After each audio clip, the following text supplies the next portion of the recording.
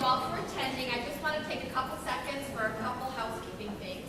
If you could just take this opportunity now to be sure that your phone is on vibrate, we appreciate that. And also remember that we will have evaluations. I'll be passing those out before the session ends.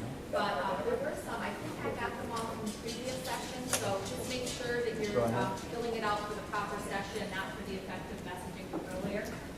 Also, there will be time for question and answers at the end. Those of us who went to the first session on this topic have lots of questions, but we are going to reserve time for that. So this conference is actually sponsored by Cerebral Palsy. We want to thank them for that. And Annette Downey will be presenting on the Michigan Innovative Person-Centered Programs. She has 21 years of experience working with both children and adults with developmental and intellectual disabilities. She is a trainer and consultant for the National Center for Self-Determination and is also the Executive Director of Community Living Services of Oakland County, Michigan. She's frequently an invited speaker at conferences throughout the state of Michigan and nationally on topics including person-centered planning, self-determination, income generation for all, and community-first service provision. She's a tireless advocate for systems change that's aimed at promoting people with developmental disabilities the right to choose their own life path and to control who, what, where, when, and how their services are provided. Thank you. Thank you. Good morning, everyone. Can you hear me okay? Is it picking up okay? All right. Just for curiosity, raise your hand if you were in the other session. Okay. Let's do it the opposite. You gotta unmute it. I think you're on mute. Okay, thank you. Now, just to make it easier on me, raise your hand if you were not in the other session. Okay, so most of you were. I'm going to try not to be too repetitive. Some of the slides I'm repeating again because I wasn't sure if I had a whole different audience, but I'll try not to focus too much on what we already talked about this morning. My goal today is to share with you how we're providing services in Michigan, some of the models we're using, some of the outcomes and stories with regard to people that we support. I'm going to turn this volume down a little bit because it's being loud today. Okay. Can you hear me okay now? Okay. All right, good. Okay, so I'm going to talk to you about person-centered planning and some of the innovative models that we have focused on in Michigan. As was said in my introduction, I represent two different divisions, or I wear two hats today. One is I work at the Center for Self-Determination. We go around nationally and do training and consultation aimed at increasing demand for self-determination. Other places nationally often refer to self-directed supports. When I say self-determination, I'm talking about the same thing. And then I'm also going to talk a bit about how we operate at Community Living Services. We are a managed care organization in Michigan. We maintain that we are not just a funding source, we're also a very highly values-based managed care organization. And supporting people who lead self-determined lives is our way of doing business. And I'll talk about what our business model looks like. As we discuss and as questions come up, there may be some talking about our two different divisions and how things are different. Our wing division would be what we created 30 plus years ago when we were closing the institutions. So mostly we created 6-bed group homes, day programs, sheltered workshops. We had children in children's foster care. I often refer to them as our legacy model. Bricks and mortar, we had to figure out the transition of how we were doing the services to community-based services. The Oakland County Division, where I'm the director, is a newer organization. We just created 10 years ago. We had no group homes, no day programs, no buildings, no vehicles, no vans, and we opted to go with 100% community-based supports for the Oakland Division. And I'll talk about what it looks like at each. So in the Oakland Division, we support 960 people. In addition to going with a community-based focus, we also determined that we would support everybody via self-directed supports. That would be our model. So in Oakland, if you choose us as your managed care organization, you are choosing self-directed supports. So the history of Michigan, we went through our time of change in the 90s, person-centered planning in 1996. We got a grant for self-determination in 97. Managed care went into place in 1998. And it was in 1998 when my agency went from being a fee-for-service provider agency to a managed care organization. And as I was listening to the Care presentation, I thought, oh, I'm so happy that Michigan went with local community-based agencies, used to provide direct service provision, became managed care organizations, all not-for-profit, and all locally based in Michigan. I think compared to the model I've been in today. Currently, there's 10 regional managed care organizations. We have to maintain the open front door for all services, no waiting list for any services, and strict timelines. And I'm sorry if I'm talking fast, but most people would have heard this overview in the beginning. So when people come in for eligibility, within 28 days, services must start. So we move very quickly and have very quickly mandated timelines. This is part of what the advocates insisted we put into our waivers when managed care was going through the stakeholder feedback process. These tight timelines and making sure that people get off the waiting list and into services as soon as possible. One of the things we're most proud of in Michigan is that in 2009 we were able to close all of our institutions. So there's 13 other states who have done so. Michigan is the largest, and we're really proud to be able to see that happen. Some people ask, well, how did you make it happen? And it really took a change in leadership at our director level. We got a new director in office in 2008. One of the very first announcements he made was that we're closing our last institution. At the time, we had 150 people with intellectual and developmental disabilities living in Mount Pleasant Center. And everyone said those 150 people were the toughest to serve people in the state. The families were all saying they had to stay there. The providers were all saying they had to stay there. The managed care, everybody was saying they are too intensive need, mostly behavioral challenging. Some had legal convictions and fire setting and all kinds of challenges. But what it took as a leader to say, no, we're closing it. What that did is instead of people fighting to say they have to stay in because all the conversations in the past were why they had to stay in, and it forced the conversations to be, it's not going to exist anymore. Let's figure out how to support them in our local community. We had to put some safety plans in place. He did two different things. He used our Center for Excellence out of Wayne State University, DDI, Developmental Disabilities Institute, to do a monitoring schedule. So as people came out of Mount Pleasant Center and moved to their local communities, first we start off with weekly contact by an advocate from DDI, then monthly, then quarterly, then every 6 months. The other thing they did was set up 2 crisis homes in 2 different parts of the state, saying, people said, well, what if they come out of the institution, go to a local home, and something happens? Where are they going to go? These 2 crisis homes were set up in 2 parts of the state to give this emergency placement if people needed it. Of the 150 people, only 2 people spent a single night ever in either one of those homes. They were just short-term duration while intensive training went on, and they returned to their home community. So what it told us was 150 people could be served in their community, but they hadn't had the opportunity and the right supports to do so in the past. So that worked, and it was leadership that made that change in Michigan. We do well on national studies with regard to community inclusion. This is a study that comes out from the National United Cerebral Palsy. It's called A Case for Inclusion. This is the 2014. I got the link there. These handouts will be on the website too afterwards, and I know I have a link on another slide as well. I decided to share some old data. Alphabetically there on the right, you'll see Michigan ranked 3 in 2011 and 2 in 2012. And I know you guys will probably be curious as to how New York is doing. 2011, 17, and 2012, 9. So continued progress. They rank based on where people live, where people are spending their day, how the stats, they use a lot of those national court indicator data, who's employed, and how many people are living in the state institutions. Here's the 2014 data. So we remained at number 2, and New York went from 9 up to 5. So you guys are 5th in the nation with regard to community inclusion based on the data you submit to the federal government. And these are other states, just if you were curious. So obviously, I have to say being from Michigan, I still feel we have a long way to go. So it's kind of shocking to me that we're number 2, and I do worry about what it must be like to live in, I'm just rolling in Texas, let's say. I don't know what life looks like for people with developmental disabilities in Texas, but I have a sense it's probably not all that inclusive. So here's the interesting thing about the data, though. When you look at the data, you would think there were some factors that would impact how well states do with regard to supporting people in their local communities. But when I looked at the top rank, and this is an analysis of the data through the United Cerebral Palsy Organization, both big and small states have scored very well on inclusion. Both rich and poor states have scored well. We're ranked number 30, so we're definitely not considered a wealthy state. both tax performers, high and low tax burden states. We are a very low tax burden state, ranked at number 45. And both big and low spending states have done well. Our labor cost per person is $49,000 per person.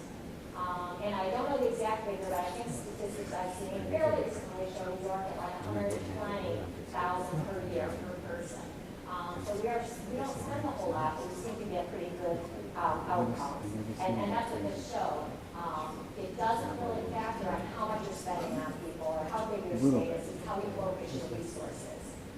So I like to say the direction that we try to take is we try to be the change we wish to see in the world.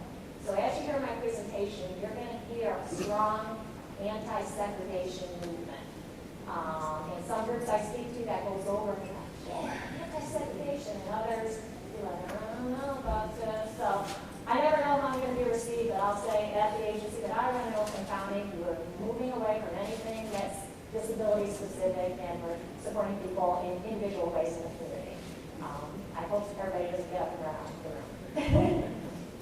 So let's talk about self-determination and why we adopted self-directed supports as our model. Robert Wood Johnson Foundation started off with the original grants in New Hampshire. And people often say, well, why did they start in New Hampshire? There was actually a particular person that sparked the discussion about it. His name was Jack. And I know Jack's sister, Lorraine, and she tells the story. Jack lived in a group home, attended a day program, actually multiple different ones. But his sister, Lorraine, was constantly being called into meetings to talk about everything that's going wrong with Jack. He had medical challenges, behavioral challenges, lots of other challenges, very severe cognitive disability. And he would constantly be in conflicts with his roommates, conflicts with staff, be kicked out of day programs, lots of challenges. And she would get called in for all these meetings, and Jack's not doing well again. And at one of the meetings, she asked the question. She said, can somebody please tell me how much money is spent on my brother Jack? And at the time, this was back in the late 80s, they had no way of telling her, but they said, okay, prior to our next meeting, we're going to try and figure it out. We're going to go back and try to figure out how much money is spent on your brother Jack. And they came back to the next meeting, and the administrators there said, okay, we don't have an exact number, but we took how many people Jack lives with, we took how much it costs to run a home, we divided it by 6, and we know, there's a day program, there's lots of people that go there, but we're estimating that Jack's costs for his services are about $100,000 per year. And she said that they all kind of looked at her. I mean, this was a room full of professionals, they were all there to talk about Jack, and she said they kind of were like waiting for, this pat on the back, like, well, we're spending $100,000 back in the 80s on your brother Jack. And her response to them, she said the room got silent. And she was sitting there thinking, and her response to them was, the problem is Jack doesn't have a $100,000 life, right? So that led to some thinking and some problem solving and some discussion in New Hampshire. And in this case, this was a sister who said, I'm committed to do whatever I can for Jack. If you could free up half of those resources, somehow free up $50,000, let me hire people, let me find something meaningful for him to do during the day. And that's exactly what she did. It led New Hampshire to applying with the Robert Wood Johnson grant site to say, let's see if we can duplicate this model. Let's see if it's more individualized in planning and more decision-making and control can lead to better outcomes.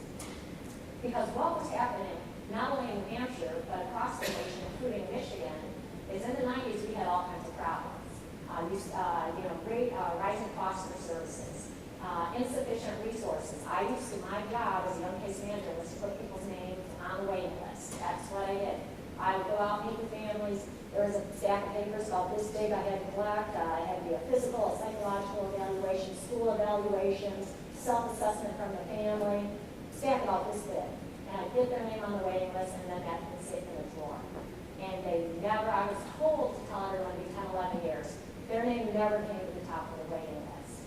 What happened was we had groups of people who either got a waiver slot or you got nothing. That's how the system works. So we said it's haves and have-nots. And we knew something had to change in order to support everybody in a better way. So the Robert Wood Johnson grant sites, they did so well in New Hampshire. They were able to reproduce good outcomes for people when everything was more individualized, more community-based, and they said, okay, we're going to expand it to 18 more states. And in 1999, 1997, Michigan was one of those additional states, and my agency was one of the sites for self-determination pilot in 1997. In Michigan, even though it wasn't part of our law, our grant expired in 2001, we continued to operate in this way. In 2008, again, with that new director coming into office, it became everybody had a right to self-direction according to our management contracts in 2008. So we like to say, never forget our purpose. We're trying to come up with a way to support people so they have the same basic life quality as you and I. Where they live during the day, or where they live, where they go during the day, what they do. Is it things that other people in society feel valuable and move on to? Life, liberty, and pursuit of happiness. So as a system, we always did a good job with life. Health and safety was so highly focused on, very much so. I was at a conference a few weeks ago here in New York, and somebody said there's an incident with a person choking on a hot dog in one location in the state of New York, and next thing you know, every provider statewide had to write hot dog eating guidelines. The provider said, like, suddenly they couldn't have picnics anymore, and they just banned hot dogs. They will not enter the homes anymore. And this kind of reminded me, I remember we did this with bed rails, you know, same thing. We went through health and safety, health and safety, health and safety. So lots of regulation and oversight of keeping people healthy and safe. But I don't know that we ever had a lot of regulation on whether people were happy, whether people felt fulfilled, whether people had opportunities to contribute and feel valued and appreciated. So that's what we're trying to do, make sure we're balancing where we're focusing our time and our energy. And how do we do that? What do we decide is good quality life? We use these factors. They're called real life quality outcomes, people living in a home of their own, getting active in their community, having relationships, earning income, and being healthy and safe. So the way we do this is we are trying to avoid the disability bubble. So let's say when people are transitioning out of school, we are trying to, it used to be, and I remember as a young case manager, I would go into the special ed programs, the teachers and everybody, they would be gearing the students up to be able to do piecework so they'd be ready for the shelter workshop. You know, that it seemed like that was the plan if you could get in, you know, or get your name on the, you know, list for the shelter workshop. But we don't even talk about buildings anymore. Our focus of planning is tell me what you want for your life. Let's help create how you can get a job, how you can start a business. And I'm going to share lots of examples so you'll know what I'm talking about. Emily is one example. And we do get involved with students while they're still in school. So I was at Emily's IEP. She was getting ready to transition from school. But one of her major issues that was talked about was she was set at 60 pounds heavier than she is in this picture. You know, people were talking about there's an obvious health and safety need for her. She's very little, but was very heavy. And we were talking about, well, what could she do to help her lose weight? And the teacher, well-intentioned enough, said, well, our local ARC has a Down syndrome Weight Watchers group that she could attend. And I'm sitting at the table, and again, my goal is to try and promote community first. And I said, how about she just signs up for the Weight Watchers program right there in her community. She was at home with mom and dad, Weight Watchers right there on the corner, and they agreed to have her try. So I saw her a couple months later, and I could definitely tell that she had lost weight, but I was more curious, were they nice to her, and did she fit in, and, you know, was it, you know, you always worry about the community not being kind to people. Her response to me, she has the sweetest, cutest little voice. She said to me, they just love me there. And I started thinking about it because she's a sweet, kind person who had weight challenges. She, just like everybody else, went to the weigh-ins, participated in the group discussions, learned about healthy living, counted her points, with help from her parents and others in her life, and they saw her as a valuable supporter. The nice thing about Weight Watchers, and I didn't even know this when I suggested it, once you reach your goal, if she doesn't have a goal, you can be a lifetime member. So she continues every single week to go to support group members or meetings to support other people with weight challenges. It helped her connect to community, but what it also did was help her think differently, and her family, and even that teacher think differently. So as she was getting ready to leave school, since we have no waiting list anymore, she could have gone into a day program slot, a shelter workshop slot, you know, all the traditional programs. But we said, let's talk about a schedule of things that Emily can do that are meaningful, specific to her, and that she'll enjoy. So since weight maintenance is so important, she ended up taking swimming lessons at the YMCA. She goes there 3 to 4 times a week. Her self-determination budget, so Medicaid dollars pay for her to have a support assistant who goes with her. So in addition to Weight Watchers, she goes swimming. She also started her own business. She always does sweetness, that's one of her sayings, so it's called Sweetness by Emily, home-baked sweet breads and other items. So this is part of what she does. It's not always leaving her house, but it's a lot of grocery shopping, preparing, deliveries, marketing, things like that. And she also started a photography business. Because one of the things we talked about is she always loved taking pictures. And as you're doing individualized scheduling with people, the last thing we want people to do is sit home bored and doing nothing. We've accomplished nothing if we move people away from segregated programs and then are isolated in their own houses. We've done absolutely nothing. So we signed her up for a photography class. And of course, there's some people in the photography class that have cameras this big and lenses that are this long, and they're like serious photography people. And she showed up with her little pink pocket camera. But the fact of the matter, what we have found is people who love photography love other people who love photography. Could she keep up with all the technical aspects of the class? No. Did she find it to be a very interesting class, enjoyable class? Yes. And she learned some skills along the way to help her start her business. And she's been hired not only by us, we hire her for our conferences and fundraising, but Michigan has statewide conferences and they hire her as the conference photographer. So it all starts with sparking ideas and seeing where it goes. She also got hired at the Lowry Early Intervention Children's Center, so she works with small children. This is a letter from one of the teachers in the room. Thank you so much for all your help in the toddler room. We don't know what we would have done without you. You are amazing. And this is a couple of letters from students, or the little children. Thank you for being there for me and allowing me to love school, love gladly. So these kind of things and outcomes wouldn't have happened if we went with, I want to say the easy route. It would have been much easier just to sign her up for the day program, do the referral, and be done with it. This kind of planning takes some effort and time to make sure everything's individualized, make sure she's not sitting home, figuring out who's going to drive her, who she's going to hire to provide you support. But we've seen the outcomes as being well worth it. And again, if our goal is to be the change we wish to see in the world, we do it one person at a time. Every single Emily that's getting ready to graduate from school, instead of thinking buildings, we think community and we come up with a plan. While at the same time, looking at people who are in the programs, and we do it based on volunteer, people who choose us, again, are volunteering for self-determination. They know that we're community focused. So we get people who also choose us, not only new at the front door, but they're transferring from the other managed care organizations. They say, I don't want to live in a group home anymore. I don't want to go to the day program anymore. And that's how we operate. So our Oakland County model, we set up to do something totally new. So we aren't operating any group homes. Everybody who wants to move out of mom and dad's house is signing a lease, moving into their own homes, or they still live at home with family. And then we're not doing any referrals to day program, shelter workshops, or anything that's segregated in nature. And we fund everything we do. So instead of funding the building-based programs, we fund the support staff to make sure that people can implement these individualized schedules. So now we're going to show you a video. This video focuses on our agency transformation, where we were 30 years ago, the steps we went to get to where we are today, and then I'll talk more about it. So,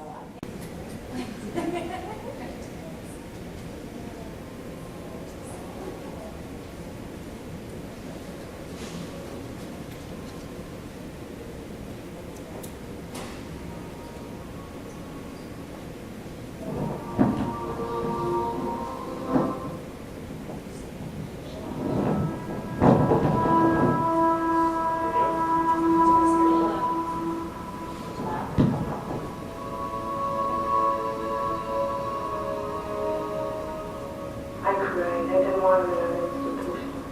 And all the time he was in there, I cried. Parents were told many times to place their child better for the family, for their marriage, for them, even for their child. They placed them in a distant institution. The second floor, it was for babies and little kids, and they were in cribs. And I spent my whole every day, feeding children and teaching them to eat and trying to wean them off of feeding tubes. But they were institutionalized. In the beginning, we believed somehow that by having the specialty supports and services in those places, we could make them people better. So you had all the professionals who had all these initials after their name going to deal with people and make them better, and then they come out. Well, they never came out. So I mean, it was just turned into a warehouse for people. It's hard for people to believe there used to be 30,000, 40,000 people from this state who were developmentally disabled or mentally ill, who were living in large state institutions. Some were as large as 3,000 to 4,000 people. There were enough of us to go around to be able to really meet their needs. And so positioning was always a challenge. Eating was always a challenge. Lots of kids in diapers who probably could have learned to use a toilet, but just there wasn't enough staff to get to them, to teach them.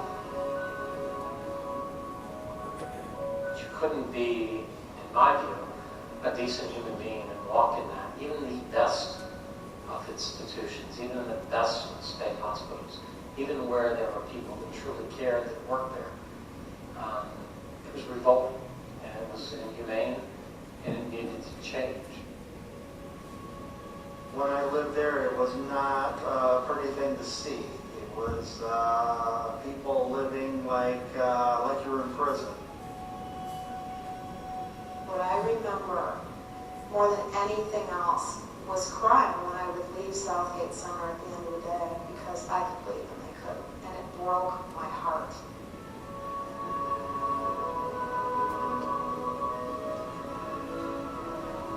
I'm not no institutionalized in it. I am a human being just like everybody else. We used to cry when we had to go through that door back. It was just as if he was frightened. I've already seen him with markings on his body. Whenever I would try to find out what had happened, they would say, I don't know if it's the state, I don't know if it's the state. It didn't happen on our ship. The doctor told my parents the institution would be better for me, and it wasn't. We were getting a few physically and mentally until somebody sued the state of Michigan to get us out of Honolulu. News reports of beating, sexual abuse, and neglect at the Plymouth Center have been brought to light in recent months. Just this month, 50 crimes against retarded residents were verified by a state-appointed task force investigating the center. Revelation of the goings-on at Plymouth has resulted in many high-level resignations, attendant firings, and suspension. But perhaps more far-reaching was the revelation by the Special Task Force that abuse will occur as long as there are large state institutions. The lawsuit against Plymouth Center really was the impetus for thousands and thousands of people moving into the community. Basic human rights. You must not lose these rights because of a mental or physical disability. We have the right to live in the community. Our purpose was to move people out of largely 3 state institutions in Wayne County and also to bring people back into Wayne County who had been placed in outstate institutions. We did this by largely developing 6-bed adult group homes and also children's foster homes. But like I was no more institutions. It was like I got the hell out of that place. At the time, the state had to send out a request to let the neighbors know that a group home was coming to the area. And people had not had an opportunity to interact with some of the people who unfortunately had spent many years in the institution.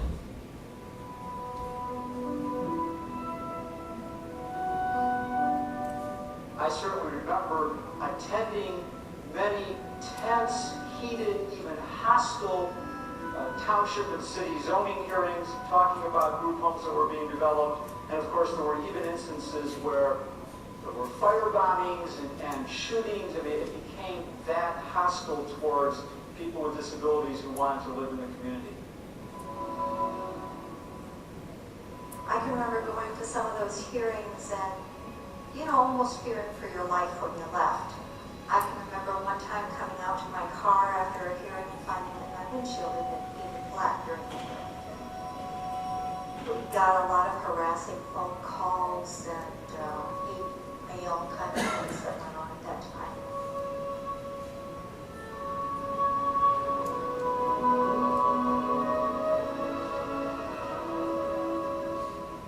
To use the R word, to refer to somebody in such a derogatory, pejorative way as retard is offensive. And it happened quite often back then. I think the real issues were fear, and after people moved in, essentially those fears were dissipated. They keep up their home. They are respectful of everybody in the neighborhood, and they're just very nice to live in. The group homes, of course, were the first step in liberating people to live in the community, and then obviously the evolution of which Community Living Services has been a national leader is allowing people and offering them the opportunity to live in their own homes. We thought that in those days we could pick out people who could live together. We essentially went into the institutions and searched around for people who we thought were compatible. You know, it's hard enough to find one person to share your life with, but to find 6 people that are uniquely qualified to live together, that just doesn't happen. How can choice and control exist when you have to live with 5 other people? You didn't have a choice over who those people were. You didn't have a choice where your home was going to be. So we couldn't fulfill our mission and keep that type of a model in play. Our preference today is to help people find homes of their own. We locate housing for them and we provide supports to them to live in their homes of their choice and with whom they want to live. My life today is what I want it to be. Live on my own. The way my brother just middle school on. We were fortunate enough to learn about self-determination from those who had started very early on and was supported by a national grant. And we were able to participate in that grant. One still let the God for man sign enough people. I raised my hand and said, send me if I wanna start my life over again. When people go in their own place and set their own patterns, their own rhythms of the day and things, it's a whole different world. It's an entirely different atmosphere. People thrive. And now we just have a much different attitude. It's like a can-do attitude that people are going to be able to do things and succeed. And if their house isn't perfectly organized, it doesn't really matter. We're not on inspection mode, we're on life mode. Well, this is a movement that we have that it actually helps a lot of people out, and it actually makes people have a good story to tell about why their life been changed from being in an institution to being in their own house, working in a real job, just being in the community, having friends. This is something that a lot of people would never thought they would have in life. I'm gonna have to lose self-determination. I did the first word, self. They look at you, and take the other determination, and you see things within your community. The budget actually comes in effect from after your purchasing plan. You get to choose who gets paid by you. It's like you're the boss, and that's what I like about it. Even though I don't feel I'm the boss, but I enjoy the fact that I can fire and hire someone if I need to. My way to describe the job is helping them have a life. And, we've had people who do that.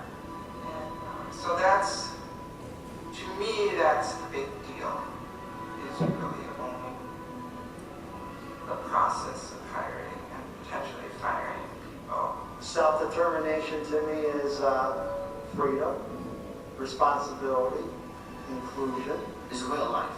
It's for people to just have that freedom and you having a life that you always want to have but you never could. And it gives you that power that you are in control of your own budget, your own everything. And it basically lets you know that you have more of a say-so what goes on. And it gives you that freedom just to be more independent. They told me that because I'm in a wheelchair, I couldn't get married, but I fooled them and got married. And when I married her, she was the best thing that came into my life. Everybody should have that ability to live a self-determined life. And I feel good by living that life now. And I recommend self-determination for everyone.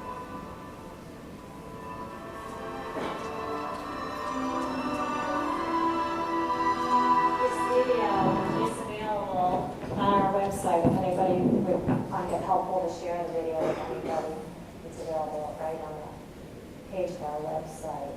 So I like the video because it shows people who have lived in institutions, and it shows people who are moving out of mom and dad's house for the very first time.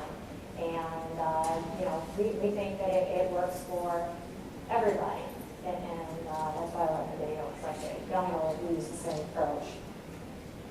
For everybody, this is what we're trying to work on, right? Helping people live in a home of their own where they control the front door. Not necessarily by themselves. Most people do have a roommate to share supports. Being active in one's community, relationships, income, and being healthy and safe. So why do we focus on this? If somebody were to ask you guys this question, what means more to you than anything else in your life? What comes away? What's most valued by you than anything else in your entire life? Just yell something out. Family. Yep. I can go where I want when I want. So freedom, yep. Most people say it's family and friends. It's having people in your life that make your life happy. It's the people. And I shared this slide this morning about some people think being with more people alone is well, you can't be lonely if you live with a dozen people. In reality, the different studies that we've seen show the bigger the group you're involved with, often the lonelier people report themselves to be. So let's talk about how we go about helping people be active in the community. We think these two go hand in hand. We think the way to help people, so many people with developmental disabilities have been isolated by their families, at least in our experience, so many, especially those who once lived in the institutions, families were told, don't visit, it upsets Johnny. He doesn't, when you leave, he's very upset. And even people living with families, so often the structure of the family becomes where they get their social contacts, but the person themselves doesn't often have a lot of relationships outside the family. So we use methods of living in the community, just as any member of the community might look to meet people. These are some of the avenues that we use. I'll tell you the ones we use the most: volunteering. The reason is places that need volunteers love volunteers. They don't care if somebody has Down syndrome, and they don't care if they have a support staff person with them. Because if you need help at the cat sanctuary, or the soup kitchen, or the nature preserve, and somebody shows up with support staff, well, that's 2 volunteers, So that is a method we have used. The other, we do have a lot of people who join gyms and YMCAs. We try to promote wellness through all of our planning. And the third that we use a lot is taking classes. And those are just regular community-based classes. And when we're talking about these various things, we don't call the soup kitchen and say, yes, I have a 38-year-old man with autism who would like to, we just say, hey, let's come to volunteer orientation. somebody wants to volunteer, what do? And we just show up. We have found, that for the most part, the people we serve are welcomed and having support staff with them. We do a lot of work with the support staff to say their role. We like to say it's to be an invisible support staff, and by invisible, I don't mean like off in the corner collecting data on how well Johnny's doing. I mean, hey, me and Johnny are here together to volunteer. That's the approach we try to take. Some of the keys, it's obviously to be involved in one's community, it's more than just an outing. It's about going back often enough. We think sometimes support staff, like I remember writing a plan many, many years ago, Sharon loved coffee. If you put a cup of coffee in front of her, you would think you were the best thing since sliced bread, whether she knew you or not. And we said, okay, let's have Sharon go in the community, purchase a cup of coffee, and hopefully she'll make some connections while she's out there. Well, the staff, well-intentioned as they were, said, okay, well, we're going to, and I would go and collect data on these things, and they said, well, we took her to a different coffee shop each time, so she got a new environment, and I said, yeah, but the purpose is we're trying to get people to connect with Sharon. So then, it takes a little more training and explanation as the purpose of why you're asking people to do these things. But once you start going back to the same places over and over again, you do see relationships develop and that people rely on seeing you, and it has worked for us. This is an example of Gary. Gary once attended day programs, transferred to us. He has very high medical needs and high behavioral challenges. If Gary were to walk in this room, you would all know, actually you would know when he's coming off the elevator. He's one of those kind of loud, he does a lot of rocking and a lot of vocalization, and he likes pop. One of the things we put in his plan is he goes 3 days a week to Lulu's Cafe for pop. I'll admit the first couple times Gary went into Lulu's, the whole place stopped and looked. And like, oh my gosh, he's so noisy, because it's just stuff people aren't used to. But we worked with, okay, what time of day, would be the most, would he be most welcome? And now the staff is picturing him with all the staff there. They count on seeing him every Monday, Wednesday, Friday, when he has his designated table. He just comes and gets a pop. He always leaves $1 for a tip, too. If you want to be welcome in the community, you've got to know what the norms are in the community. But when he comes in now, instead of everybody stopping and staring, it's a, hey, Gary's here, get the high fives out, because he likes to do that too. So it works. The nice thing is Gary lives with his mother, who is getting older and in ill health herself. But I know that, like, if Gary goes in the hospital, he's not able to go there on Monday, Wednesday, Friday, she has to call up to Lulu's and let them know what's happening to Gary and how he's doing, because they care about him. So I think for a mother, it would be comforting to know that this will maintain part of his life and his structure. These are people who watch out for him, care about him, and whether he continues to live with her or somebody else, it's a step in his life to help him expand his circle. I mentioned volunteering is something that we do. Not only is it pretty easy to find resources with regard to places people can volunteer, it definitely does something for people's self-esteem to be counted on. And to be counted on right in the community with other people who have a passion for whatever the topic is. I have a slide that lists, there we go. These are the places that just off the top of my head that the people volunteer. And obviously we're not randomly picking these places. I mean, it's where people's passion is. And a lot of people come up with the animals. And we do have people at the Humane Society and Cat Sanctuary and at the zoo. But there are plenty. The VA hospitals, the soup kitchens, literacy campaigns. Some people with very extensive physical disabilities can do very nice tutoring and teaching of literacy in reading and writing, regardless of their disability. Classes. Again, what we do is we go to the local parks and rec, the city, even the local community colleges have very inexpensive, or low-cost training opportunities. So we fill people's days with these kind of things. This is an example of Elizabeth, and she is taking a class in the community. This is video production class. Now, Elizabeth has limited communication skills and cognitive impairment, but was embraced in this video production class. She could do what she could do and really enjoy being in the class. This would be an example. Elizabeth allows us to share her schedule. Now, she is very, very busy, and I don't suggest that everybody needs to have a schedule like this, because I don't even maintain a schedule that's this detailed. But it is based on her interests. She also has a micro enterprise where she sells her items. So you'll see a lot of craft-oriented classes because her business results in pottery, sewing, aprons, those kind of things. Some things we found that are so inexpensive is I Love Scrapbooking that she does on Friday. For $5, you can show up and they provide meals, supplies, and a whole group of people who love scrapbooking.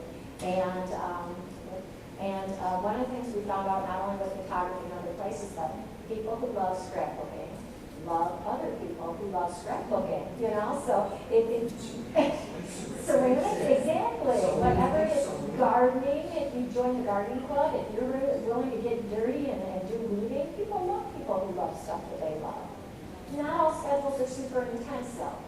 This is a gentleman who came into another region in our state, and I was hired to help facilitate some of his planning meetings. He had been removed from a family home for very bad abuse and neglect, and they said he attended the shelter workshop. The reason they brought me in is he would spend hours and hours and hours screaming in the hallway at the shelter workshop. They knew they had to do something different with him. So during this planning meeting, they said, I don't even think he's going to sit for a planning meeting. You know, he's one of those guys that they were having struggles just trying to find anything he could engage in. Somebody brought some paper, those big whiteboard papers. Somebody gave him a marker. During the planning meeting, he just was taking that marker and jamming it in the paper. And I would ask him questions. During planning, no matter what somebody's verbal skills are, we focus on what they want to talk about. And I would just say to him, I'd say, okay, who do you want to talk next, John? Who would you like me to ask to share, something they think might work? And he would stop for a minute, and I could tell he was listening to me, and he would look up and glance at somebody and go right back. I said, okay, he wants you to speak from what you know about him. What do you think he would like to do? Because he had absolutely no verbal ability and not many people knew him. So we came up with this schedule, trying to keep him busy. I personally came up with, he seems to love art. He has not put that marker down. He is coloring every piece of that paper with blood red permanent marker. That was all smelling very high by the end of the meeting. So we took him and enrolled him in various art classes in the community. And there were people who said, did you not hear us say he screams for hours? And I said, we're going to enroll him in the art class. We're going to have him have a support person with him. So if he's not getting it and wants to leave, he can leave. And that's what makes a lot of these arrangements work, is that it's not the end of the world if they have to pack up and walk out of the class. Well, he not only didn't scream in the class, he ended up attending 3 different art classes on 3 different days. Now, if they were doing a very detailed stencil of a sailboat on a marina, could he follow the instructor's instructions? No. But they would give him the pencils, and he would draw all over, and he was part of the class. It was amazing to the people who worked with him, because he later started doing public presentations with me. I went to his house 2 months later. I didn't even intend for that calendar to use something permanently. We used it for planning so he could visually see what we were talking about. And his support staff said he kept it with him every morning. He pulled it out. You see it's a little eaten up. The sad part of the story is that he ended up dying 6 months after we implemented this change for him.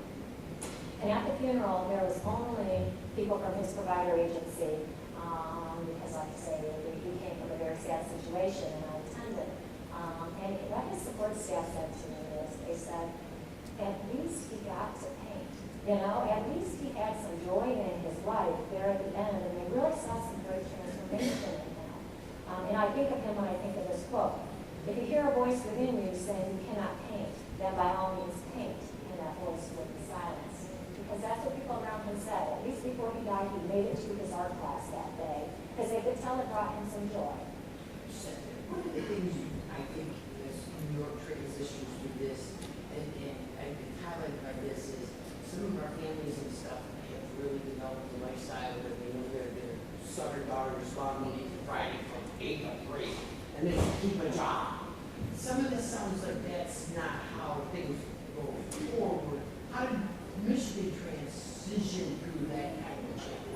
Well, we don't believe that everybody can get a job. Actually, we believe do something productive during the day. We do believe that everybody should have an income generation idea being worked on in their plan. So I'll tell you, when we introduced these art classes for John, our thought was, maybe he'll be good at painting. Maybe he will be able to sell some art. So we have to be working in that direction. But part of the planning is Because, like I said, people who can get a job need to get a job. Other people need to be working on things that can lead them to employment. And volunteerism, this individual volunteerism, we feel has been really good at skills attainment. Being on time, having responsibility, picking up skills. So between taking classes and volunteering, we're trying to have it all be for the purpose of income generation in the future. And I'll tell you, we have had to get buy-in from families. So one of the ways we introduced it in our wing division, where we're through transition, is, okay, instead of going to the day program 5 days a week, can we do individual and 2? Can you go 3 and then on Tuesday and Thursday? Can we try some of these other things? And over time, people have seen the value in the community-based programming, and they slowly decrease the building-based programming. That's one of the methods. But they were still out of their family's home per se for a somewhat predictable amount of time. Yes, yes. In the residential setting. Yes. Within those. Yep. So those schedules involve where are they going to have lunch? Where are they going to, you know what I mean? Some people pack a lunch, and some people go to the library. The whole thing is, some people refer to this model as, I'm trying to mess it up, school building without walls. And if you've heard that, you know, so it's not focused on being dropped off at a but it's definitely focused on having a full, meaningful day.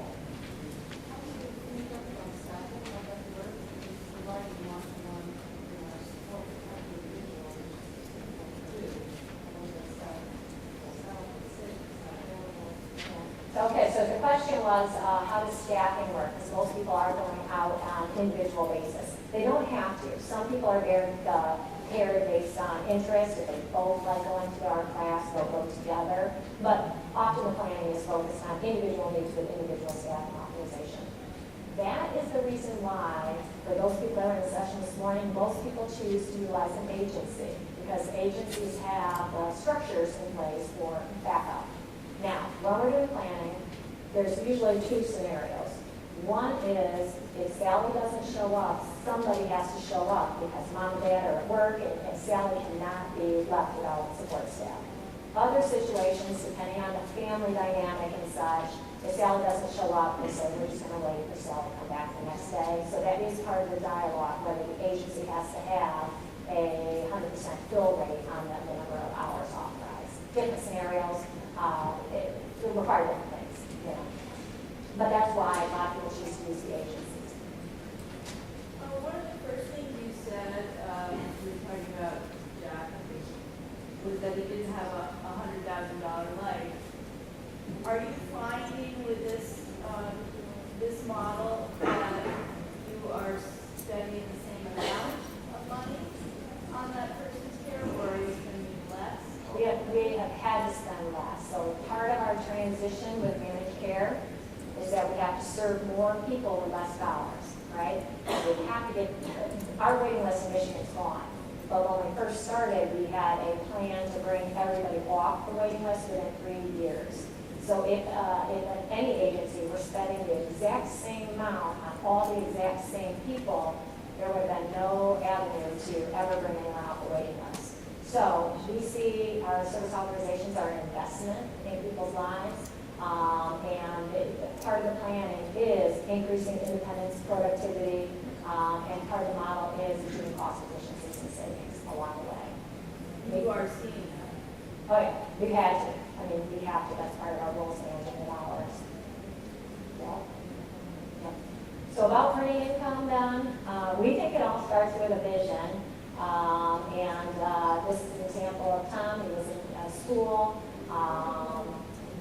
He went through voc rehab. I wish I could tell you we had a great relationship with voc rehab, but we don't.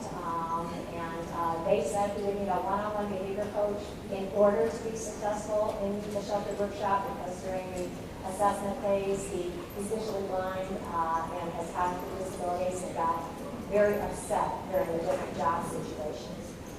His family helped him start a shredding business. I have him on the video. I'm not sure that we're going to have time to see it. I guess it would depend on how many questions, but I do have different scenarios. And you know what, maybe I will go ahead. It's 6 minutes.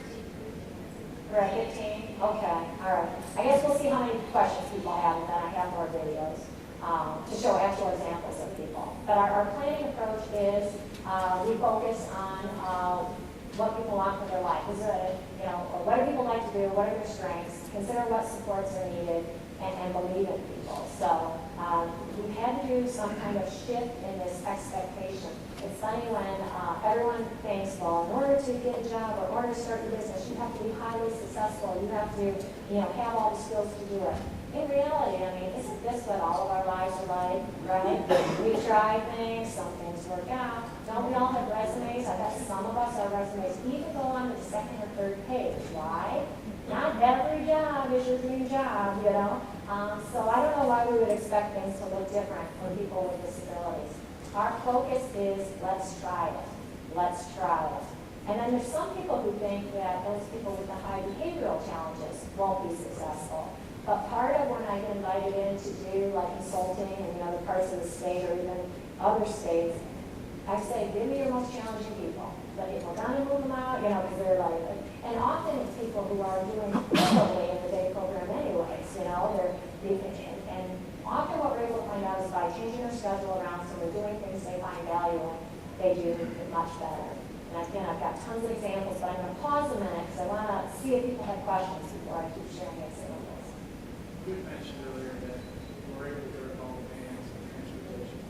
So how do you, if everybody's going to have a unique schedule and somebody with them and they go to different places, how does that all get accomplished? Especially in rural areas. Right. Transportation has its own line item. So we authorize the number of supports and the transportation line, but transportation is typically provided in staff vehicles based on logs and mileage reimbursement. Now, for those people who need the wheelchair accessible transportation, we have transportation services, and by all means that becomes very costly. It's all just has to be part of the planning. But most people are able to transfer or be transported in a staff vehicle and use the federal reimbursement rate, which I think is 56 cents per mile. So we factor that right into every plan. So a lot of the staff that you hire or that get hired for people, are you finding they're all part-timers, full-time? How is the relationship? Our model tends to be more part-time. And I know that will be different in other places, but a lot of staff or agencies are working with multiple families. Now they can offer full-time, but still they may be working with you one day and you another day and you another day. So most providers in our network hire mostly part-time staff. But there some of them will offer staff benefits, fringe benefits under that model, or just some consequence? Some of the providers do. Most of them do, but I will say they hire more part-time staff than full-time staff probably for that reason. Benefit costs are, of course, very expensive. So, well, yeah. And most of them are the range tends to be between $8 and $12 per hour. Is what the staff are doing. I know. We're poor in Michigan. We're poor in Michigan, so I hate to even share the figures because we're poor. I don't think you can get a ride in New York City for $8. Even me as a social worker, we're very underpaid. Okay, back. Could you speak to a cultural shift in compliance oversight of the model in the 90s to what you're doing today? Okay, I get asked those kind of questions a lot. And a lot of people find it interesting, the one provider that was getting interviewed in the video, and she said, we're not on compliance mode, we're on life mode. I think we've done a nice job in Michigan of really honoring risk of choice, and when people are living in their own homes, they have the right to have their house be messy if they want their house to be messy. Now, that has to be balanced with health and safety, of course. But oversight from the state definitely is different if somebody's signing a lease, right? You don't have licensing workers coming in. It's people's own personal home. You can't dictate what they do or don't do in their own personal home. So we've also compared data, though, with our legacy model in Wayne versus Oakland. We have to track things like sentinel events, police involvement, illness, are people passing away. We have not seen any decline as far as health, safety, risk. And like I say, from the state perspective, everything changes when somebody signs their lease. So it becomes you as a provider are providing support in their home, and the person-centered plan dictates your responsibilities.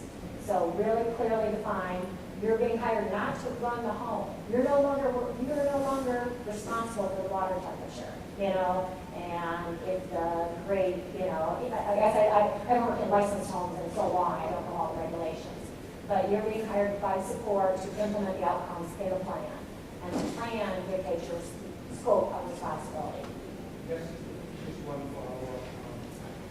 Assuming Michigan does not have a justice You do not. And secondly, I'm trying to visualize the picture of part-time staff going into sports, community settings. How do you know if someone can't see for themselves if there is a case going on or not? So a lot of people say by getting people out in the community, there's more opportunity for reporting of abuse and neglect. People get more known and more visible in the community. There is tracking, although we don't have the Justice Center. I think recipient rights might be the equivalent in Michigan. That's what we track. Incidents, unusual incidents or abuse, neglect, things like that. There's a lot of factors I think that have led to we see a lessening of reporting of those kind of allocations. One, I think we have less staff turnover. The relationships tend to be tighter, staff stay longer. And two, under our model, if there is any, sports staff can be fired for any reason, from the person, working in the person's home. So people are very empowered to say, I don't like working with Sam, something about Sam, and then Sam doesn't work with the person anymore. I think it's a little bit more of a mutual choice, same from a provider perspective. Providers are never mandated to work with anybody we serve. You are interviewing with them, you are choosing to work with them, and it's a mutual choice that we are agreeing to work together. So I think the dialogues even are different, if that makes any sense. Well, it does. It's similar to community education in New York City here. And then the last part of this would be that the Office of Medicaid Inspector General just kind of documented the person's time with the person. So while they may be in a person's home, they're not always in the home. So their time is relying on self-reporting. We use a couple different things. Right now, we are piloting the calling system with electronic to be done via a cell phone or home phone for checking in and out. And we have never gotten in trouble with IOG, but I have heard of places who have. So this is kind of a proactive corporate compliance thing to see if it could aid. Now, we have full corporate compliance investigation if there's any suspected abuse, fraud, or neglect. Waste, I'm saying that right, waste or abuse of public dollars. But like I said, we haven't seen any greater incidences of that when people are living in their own home self-directing versus a provider running licensed regulated settings. And we try to be proactive in the early time. What is the average number of hours So the question is, what's the average number of hours each person gets? There's no average number of hours. It totally depends on where people live, what their goals are, what they're working on, whether they're in school, whether they're out of school, whether they're,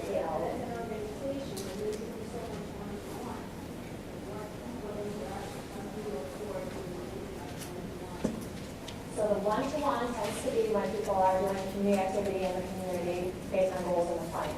When they're living at home early, we do not support people who live all by themselves with 24/7 support. So I don't want you to get the impression that somebody can say, I want to move into an apartment and get staff all alone. You know what I mean? Because that would say is not a wise use of funds that we have to share supports. So the one-to-one community stuff is based on what the plan dictates. Minimally, I would say an average budget would fall around 20 hours per week, and up to 30, 35 for the purpose of community integration classes, volunteerism, things like that. And our state is piloting the supports intensity scale, which will, part of that future vision is that will dictate based on acuity and need, number of hours. Right now, it's all judgment calls based on the person's planning process. We do, and we consider them all crisis situations. So yes, you can imagine somebody's roommate passes away. We find ourselves in those situations. Initially, when we were moving people people out of the institution. So part of the 150 that remained, they never belonged to our county because we had moved everybody, but there were other counties who still felt they couldn't serve them because of the level of need, and we agreed to move them into our county. We started them with 24/7 with a transition to shared supports. So we see it as not sustainable long term. So could you describe sharing supports? Roommates, what does that mean? Someone in your home. Right. So we do support a lot of people who cannot be alone for a second. Often it means having a roommate or two. In our open division, we don't have any more than 3 people living together. That's the most that we have. Sometimes it means live-in caregiver arrangements.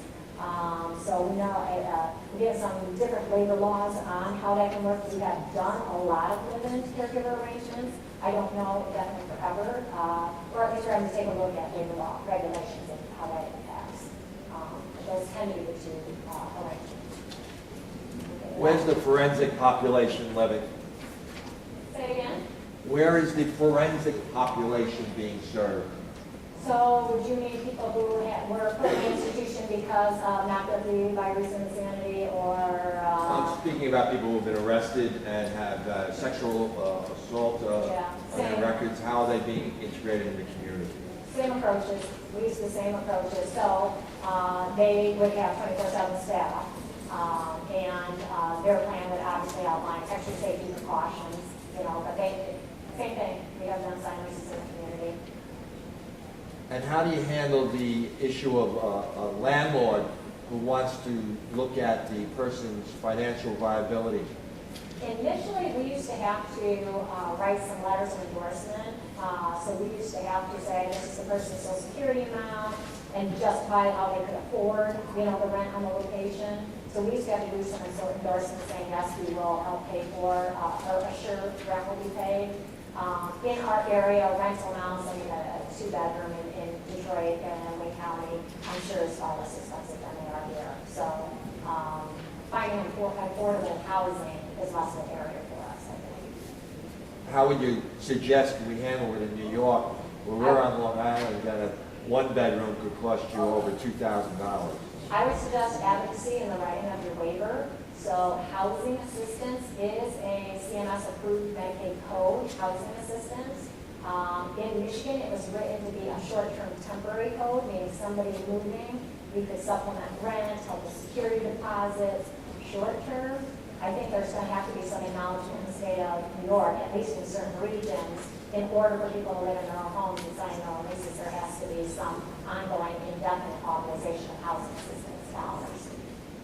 Yeah, and that, on Bob's point, Michigan does not have you guys really don't have supplemental housing, as I recall, right? And that, unlike New York, where we'll pay, New York, you don't have to go through the traditional subsidized housing programs necessarily. OPW also subsidizes housing.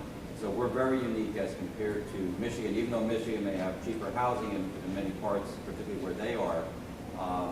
New York will supplement that. I don't know that your point in that about CMS approving long-term housing, I don't see that in anybody's future. They do not want to pay for room and board. They've made that very clear to New York and to other states that they're not paying for room and board through any mechanism other than through the institutional settings where they pay it. So I don't think there's a long-term solution for CMS. They seem to walk away from the housing. So there, Bob, our challenge is how does New York come up with the funds to ensure people can live in those environments given the cost? Right. Yeah. And like I said, they have approved ours housing assistance as temporary short-term, and that's probably why, because they want it to be transitional in addition.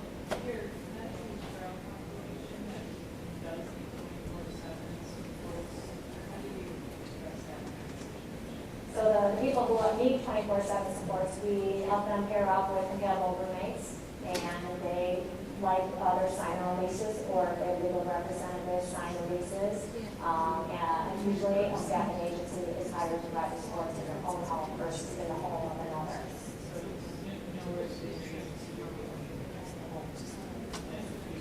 Right. In Wayne Division, we are moving away from group homes because they existed. In Oakland, we do not use any at all. Well, that's kind of one of we had a distinction there because depending on who owns the home, if it's just a regular community-based landlord, we are just letting the leases expire. And then the landlord can do whatever they want with their home, right? It's not a lease. If it's a provider-owned home, the providers are having to make the decision if they want to be a landlord or if they want to be a staffing agency, but you can't provide both. So we have had situations where we had very nice, very free, accessible homes, and providers have decided, I'm going to be a landlord, and knowing you can't provide supports in a home that you own. So, but most of our leases were not owned by providers, so we just let the leases expire.